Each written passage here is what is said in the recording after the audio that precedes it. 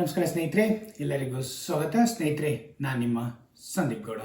ಸ್ನೇಹಿತರೆ, ಈ ವಿಡಿಯೋದಲ್ಲಿ ನಮ್ಮ ಬಾದಾಮಿ ಶ್ರೀ ಬನಶಂಕರಿ ಅಮ್ಮನವರ ಜಾತ್ರಾ ಮಹೋತ್ಸವ 2025 ಬಗ್ಗೆ ಕಂಪ್ಲೀಟ್ ಇನ್ಫಾರ್ಮೇಷನ್ನು, ಅಂದರೆ ಯಾವ ಡೇಟಲ್ಲಿ ಏನೇನು ರಥೋತ್ಸವಗಳು ಬರ್ತವೆ, ಏನೇನು ಪೂಜೆಗಳು ಬರ್ತವೆ, ಏನೇನು ಕಾರ್ಯಕ್ರಮಗಳನ್ನು ಈ ಜಾತ್ರಾ ಮಹೋತ್ಸವದಲ್ಲಿ ಹಮ್ಮಿಕೊಂಡಿದ್ದಾರೆ, ನೀವು ಯಾವ ಡೇಟಿಗೆ ಹೋದರೆ ರಥೋತ್ಸವವನ್ನು ಕಣ್ತುಂಬ್ಕೋಬಹುದು, ಎಲ್ಲ ಪ್ರತಿಯೊಂದು ಎಲ್ಲಿ ಬರುತ್ತೆ, ರೈಲ್ವೆ ಸ್ಟೇಷನಿಂದ ಎಷ್ಟು ದೂರ ಆಗುತ್ತೆ, ಮತ್ತು ಬಾಗಲಕೋಟೆಯಿಂದ ಎಷ್ಟು ದೂರ ಆಗುತ್ತೆ ಬಾದಾಮಿಗೆ ಅನ್ನೋ ಪ್ರತಿಯೊಂದು ಇನ್ಫಾರ್ಮೇಷನ್ ನಾನು ಈ ವಿಡಿಯೋದಲ್ಲಿ ಶೇರ್ ಮಾಡ್ತಾ ಇದ್ದೀನಿ.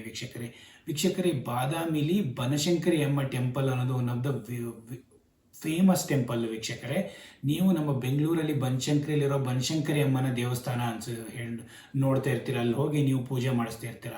ಅದ್ರದ್ದು ಮೂಲ ಬಂದ್ಬಿಟ್ಟು ವೀಕ್ಷಕರೇ ನಮ್ಮ ಬಾದಾಮಿಯ ಬನಶಂಕರಿ ಅಮ್ಮನ ದೇವಸ್ಥಾನ. ವೀಕ್ಷಕರೇ, ಅಲ್ಲಿಂದ ಮೂಲ ದೇವರನ್ನ ಇಲ್ಲಿಗೆ ತಂದು ಪೂಜೆ ಮಾಡ್ತಿದ್ದಾರೆ.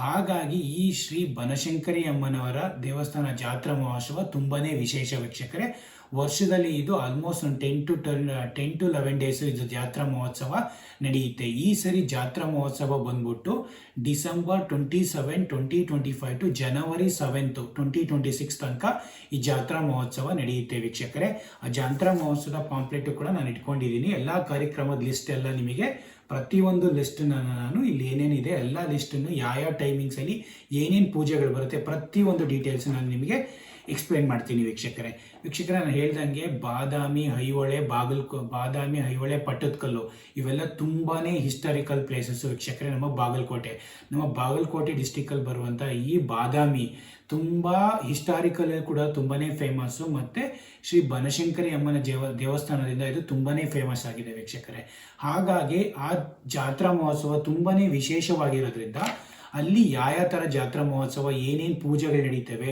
ತುಂಬ ಜನಗಳು ಪೂಜೆಗಳಿಗೆ ಈ ಪೂಜೆ ಮಾಡಿಸ್ಬೇಕು, ಈ ಪೂಜೆಗೆ ಹೋಗಬೇಕು ಅನ್ನೋದೊಂದು ತುಂಬ ಇದಿರುತ್ತೆ ಅವರಿಗೆ. ಆ ಟೈಮಿಗೆ ಹೋಗಬೇಕು ಅನ್ನೋದೊಂದು ತಿಳ್ಕೊಬೇಕು. ಹಾಗಾಗಿ ಇಂಥ ಇನ್ಫಾರ್ಮೇಷನ್ನ ನಾವುಗಳು ಶೇರ್ ಮಾಡಿ ನಮ್ಮ ಚಾನಲ್ಗಳಿಂದ ತುಂಬ ಜನ ನೋಡ್ತಾ ಇರೋರಿಗೂ ಹೆಲ್ಪ್ ಆಗುತ್ತೆ. ವೀಕ್ಷಕರೇ, ಆಗಲೇ ಹೇಳ್ದಂಗೆ ನಾನು ಈ ಬನಶಂಕರಿ ಜಾತ್ರಾ ಮಹೋತ್ಸವಕ್ಕೆ ಹೋಗಬೇಕು ಅಂದರೆ ನೀವು ಬೆಂಗಳೂರಿಂದ ಕೂಡ ಬಸವರ ಬಾಗಲಕೋಟೆ ಹೋಗಿ ಬಾಗಲಕೋಟೆಯಿಂದ 35 ಕಿಲೋಮೀಟ್ರು 1 ಅವರಲ್ಲಿ ನೀವು ಇದಕ್ಕೆ ಬಾದಾಮಿಗೆ ಹೋಗ್ಬೋದು. ಇಲ್ಲ ಅಂದರೆ ಗೋಲ್ಗುಂಬಾಜ್ ಎಕ್ಸ್ಪ್ರೆಸ್ಸಲ್ಲಿ ಹೋದರೆ ಬಾದಾಮಿದು ಒಂದು ರೈಲ್ವೆ ಸ್ಟೇಷನಲ್ಲೂ ಸ್ಟಾಪ್ ಕೊಡ್ತಾರೆ. ವೀಕ್ಷಕರೇ, ಅದನ್ನು ಕೂಡ ನೀವು ನೋಡ್ಕೊಳ್ಳಿ, ರೈಲ್ವೆದು ಸ್ಟಾಪ್ ಇದೆ. ಈಗ ಜಾತ್ರಾ ಮಹೋತ್ಸವಕ್ಕೆ ಬಂದರೆ ವೀಕ್ಷಕರೇ, ಜಾತ್ರಾ ಮಹೋತ್ಸವ ಡಿಸೆಂಬರ್ 27 ಸ್ಟಾರ್ಟ್ ಆಗಿ ಜನವರಿ 7, ಜನವರಿ 15 ಕೂಡ ಒಂದು ವಿಶೇಷ ಪೂಜೆ ಇದೆ. ಬಟ್ ಜನವರಿ 7 ತನಕ ಜಾತ್ರಾ ಮಹೋತ್ಸವದ ಎಲ್ಲ ವಿಶೇಷ ಹೋಮ ಹವನಗಳಾಗಲಿ, ಪೂಜಾ ವಿಧಾನಗಳಾಗಲಿ ಅಥವಾ ಪ್ರತಿಯೊಂದು ರಥೋತ್ಸವಗಳಾಗಲಿ ನಡೆಯೋದೆ ಡಿಸೆಂಬರ್ 27 ಜನವರಿ 7 ತನಕ. ವೀಕ್ಷಕರೇ, ನೀವೇನಾದರೂ ಪ್ಲಾನ್ ಮಾಡ್ತಾ ಇದ್ರೆ ಬನದ ಹುಣ್ಣಿಮೆ ಅಂತ ಒಂದು 3rd ಅಂದರೆ 3/1/2026 ಜನವರಿ 3 ವೀಕ್ಷಕರೇ ಮೇಯ್ನ್ ರಥೋತ್ಸವ ನಡೀತಾ ಇರೋ ಡೇಟು ಅದೇ. ಪ್ರತಿಯೊಬ್ಬರಿಗೂ ಬೇಕಾಗಿರೋದು ಮೇಯ್ನ್ ರಥೋತ್ಸವ ನಡೀತಾ ಇರೋ ಡೇಟು 3/11 ಅಂದರೆ 3/1/2026 ಜನವರಿ 3. ಅದರೆಲ್ಲ ಡೀಟೇಲ್ಸ್ ಹೇಳ್ತಾ ಹೋಗ್ತೀನಿ. ಫಸ್ಟ್ ಬಂದ್ಬಿಟ್ಟು ವೀಕ್ಷಕರೇ 27/12 ಜಾತ್ರಾ ಮಹೋತ್ಸವದಲ್ಲೆಲ್ಲ ಪುಷ್ಯಶುದ್ಧ ಅಷ್ಟಮಿ ನವರಾತ್ರ ಆರಂಭ ಆಗೋದು. ಅವತ್ತು ನಮಗೆ ಘಟ ಸ್ಥಾಪನೆ ಮತ್ತು ಧ್ವಜಾರೋಹಣದಿಂದ ಸ್ಟಾರ್ಟ್ ಮಾಡ್ತಾರೆ. ವೀಕ್ಷಕರೇ, ತಾಯಿಯ ಜಾತ್ರಾ ಮಹೋತ್ಸವದು ಅಲ್ಲಿಂದ ಸ್ಟಾರ್ಟ್ ಆಗುತ್ತೆ. ಅದಾದಮೇಲೆ 28ರಿಂದ 3ನೇ ತನಕ ಎಲ್ಲ ಹೋಮ ಹವನಗಳ ಮಹೋತ್ಸವ ಮತ್ತು ತುಂಬ ಸೇವೆಗಳ ಎಲ್ಲ ಪೂಜೆಗಳು ಕೂಡ 28ರಿಂದ 2ನೇ ತನಕ ಎಲ್ಲ ಪೂಜೆಗಳಿರ್ತವೆ. ವೀಕ್ಷಕರೇ, ಅದು ಯಾವ್ಯಾವ ಪೂಜೆಗಳು ನಡೀತವೆ 27 ನಾನು ಹೇಳ್ದಂಗೆ ಘಟಸ್ಥಾಪನೆ ಮತ್ತು ಧ್ವಜಾರೋಹಣ ಆದಮೇಲೆ 28ಕ್ಕೆ ವೀಕ್ಷಕರೇ ಗೋಪೂಜೆ, ಗಂಗಾ ಪೂಜೆ, ಮೂಲ ದೇವರ ಪೂಜೆ, ಗಣಪತಿ ಹೋಮ, ಕಳಸ ಸ್ಥಾಪನೆ, ಹಾಗೇನೆ ಇನ್ನೊಂದು 2-3 ಪೂಜೆಗಳೆಲ್ಲ ಅವತ್ತು ನಿಮಗೆ 28ಕ್ಕೆ ನಡೀತವೆ. ವೀಕ್ಷಕರೇ, 29ಕ್ಕೆ ಬಂದ್ಬಿಟ್ಟು ಹೋಮ ಎಲ್ಲ ಮಾರ್ನಿಂಗ್ 9 AM ಮತ್ತು ಪೂರ್ಣಾಹುತಿ ಎಲ್ಲವ ನಿಮಗೆ 4 PM ಇಂದ ಎಲ್ಲ ಅಥವಾ 1 PM ಇಂದ ಎಲ್ಲ ಸ್ಟಾರ್ಟ್ ಆಗ್ತವೆ. ವೀಕ್ಷಕರೇ, ಅದರಲ್ಲಿ 29 ನವಗ್ರಹ ಹೋಮ, ಮೃತ್ಯುಂಜಯ ಹೋಮ, ಅದಾದಮೇಲೆ ಸಹಸ್ರ ಮಹಾಗಣಪತಿ ಹೋಮ, ಇವೆಲ್ಲವೂ ನಿಮಗೆ ಡಿಸೆಂಬರ್ 29 ನಡೀತದೆ. ಡಿಸೆಂಬರ್ 30 ಲಕ್ಷ್ಮೀನಾರಾಯಣ ಹೃದಯ ಹೋಮ ಅಂತ ಏನಿದೆ.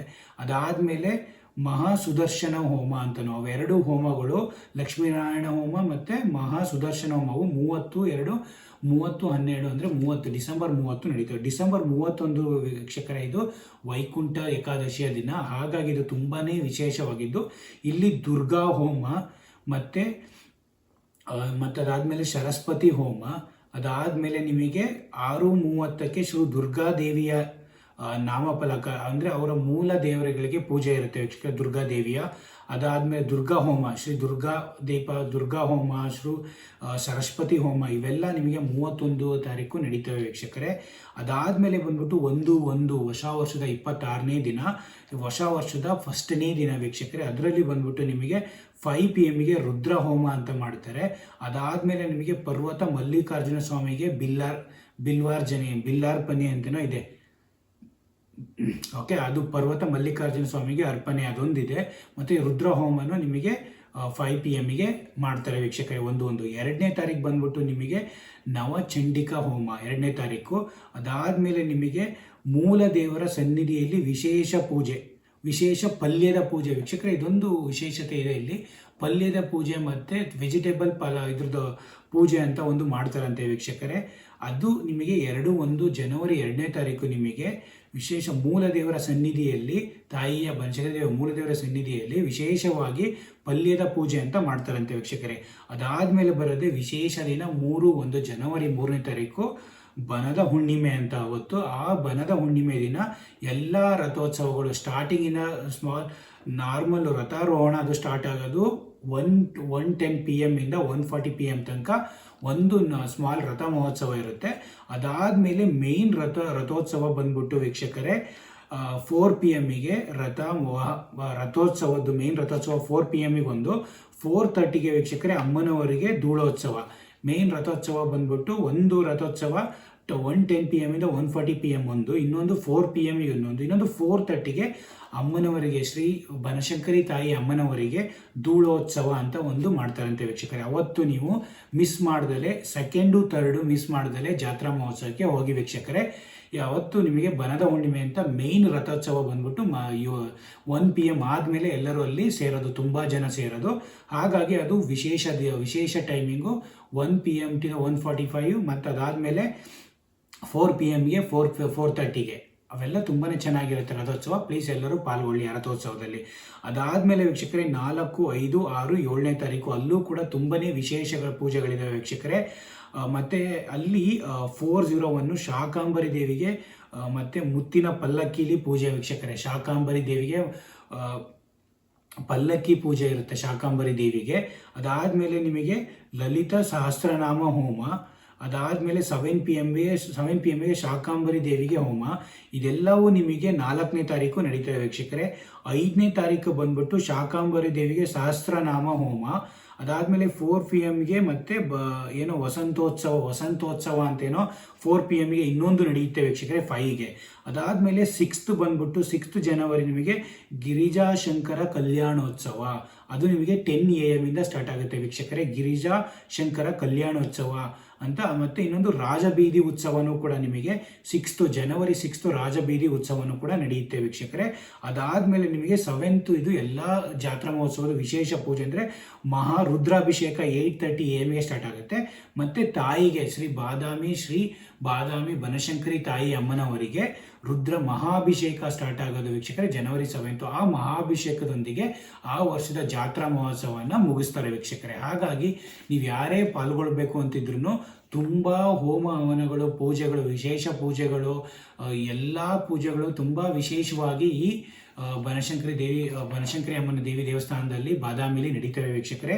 ತುಂಬಾ ಚೆನ್ನಾಗಿರುತ್ತೆ. ಪ್ರತಿಯೊಂದನ್ನು ಎಲ್ಲ ಪೂಜೆಗಳ ಡೀಟೇಲ್ಸು ನಾನು ಈಗ ಎಕ್ಸ್ಪ್ಲೈನ್ ಮಾಡಿದ್ದೀನಿ. ಇವೆಲ್ಲವನ್ನು ಡಿಸ್ಕ್ರಿಪ್ಷನ್లో ಹಾಕಿರ್ತೀನಿ. ನೀವೇನೇ ಬೇಕಂದ್ರೂ ಕಮೆಂಟ್ಸ್ ಮಾಡಿ, ಯಾವ ಡೇಟಲ್ಲಿ ಏನೇನು ಪೂಜೆ ಅಂತ ಬೇಕಾದ್ರೂ ಕಮೆಂಟ್ಸ್ ಮಾಡಿ. ಇದೆಲ್ಲ ಡೀಟೇಲ್ಸು ಇಲ್ಲೂ ಕೂಡ ಪಾಂಪ್ಲೆಟಲ್ಲಿ ಕೂಡ ಕೊಟ್ಟಿದ್ದಾರೆ. ಈ ಪಾಂಪ್ಲೆಟ್ ನನಗೆ ಮಾಡೋಕ್ಕಾಗಲ್ಲ ಬಟ್ ನಾನು ಇದರಲ್ಲಿ ನಾನು ಥಂಬ್ನೇಲ್ಸಲ್ಲಿ ಹಾಕಿರ್ತೀನಿ ಈ ಪಾಂಪ್ಲೆಟು. ಅದಲ್ಲದೆ ನಿಮಗೆ ಇನ್ನೂ ಫುಲ್ ಡೀಟೇಲ್ಸ್ ಬೇಕು ಅಂದ್ರೂ ಕಮೆಂಟ್ಸ್ ಮಾಡಿ ವೀಕ್ಷಕರೇ. ನಾನೆಲ್ಲ ಡೀಟೇಲ್ಸು, ಆ ಪೂಜೆ ಡೀಟೇಲ್ಸು, ಟೈಮಿಂಗ್ಸು ಕೊಡ್ತೀನಿ ವೀಕ್ಷಕರೇ. ಇದೆಲ್ಲ ಎಕ್ಸಾಕ್ಟಾಗಿ ಸ್ವಲ್ಪ ಇನ್ಫಾರ್ಮೇಷನ್ ತೊಗೊಂಡಿದ್ದೆ, ಬಟ್ ಇಷ್ಟೊಂದು ಡೀಟೇಲಾಗಿ ನಾನು ಡಿಸ್ಕ್ರಿಪ್ಷನ್ ಬರೆಯೋಕ್ಕಾಗುತ್ತೆ ಇರಬೇಕಲ್ಲ. ಬಟ್ ಕಮೆಂಟ್ಸ್ ಮಾಡಿ ಪ್ರತಿಯೊಬ್ಬರಿಗೂ ನಾನು ಏನೇನು ಪೂಜೆಗಳಿದ್ದಾವೆ, ಯಾವ ಡೇಟಿಗೆ ಹೋಗಬೇಕು ಅನ್ನೋದೆಲ್ಲ ಇನ್ಫಾರ್ಮೇಷನ್ ನನ್ನ ಚಾನಲಿಂದ ನಿಮಗೆ ಶೇರ್ ಮಾಡ್ತೀನಿ ವೀಕ್ಷಕರೇ. Thank you so much. ಏನೇ ಇನ್ಫಾರ್ಮೇಷನ್ ಬೇಕಾದರೆ ಕಮೆಂಟ್ ಮಾಡಿ, ಪ್ಲೀಸ್ ಲೈಕ್ ಮಾಡಿ, ಶೇರ್ ಮಾಡಿ, ಸಬ್ಸ್ಕ್ರೈಬ್ ಮಾಡ್ಕೊಳ್ಳಿ. ಹೀಗೆ ಒಳ್ಳೊಳ್ಳೆ ಇನ್ಫಾರ್ಮೇಷನ್ ನಾನು ನನ್ನ ಚಾನಲ್ ಕಡೆಯಿಂದ ಶೇರ್ ಮಾಡ್ತಾ ಇರ್ತೀನಿ. Thank you so much.